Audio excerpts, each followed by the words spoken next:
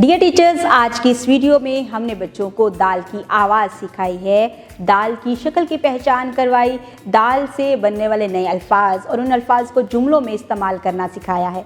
साथ ही साथ हमने दाल के नाम और शक्ल के साथ बच्चों को लिखना सिखाया है कि किस तरह से हम दाल को लिख सकते हैं। बच्चों ने दाल से बनने वाले नए अल्फाज के जोड़ से तोड़ करना भी सीखा है।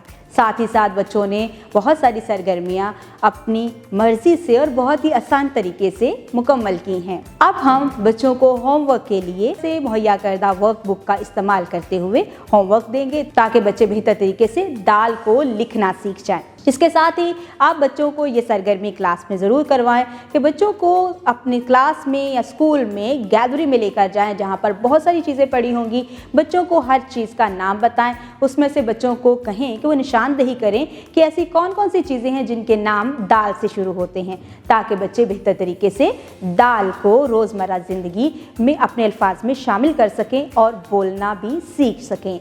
उम्मीद करती हूँ आपने इस वीडियो से बहुत कुछ सीखा होगा। मज़ीद सीखने और जानने के लिए हमारे साथ रहिएगा। मिलते हैं अगली वीडियो में, तब तक अपना बहुत सारा ख्याल रखिएगा। खुदा हाफिज़।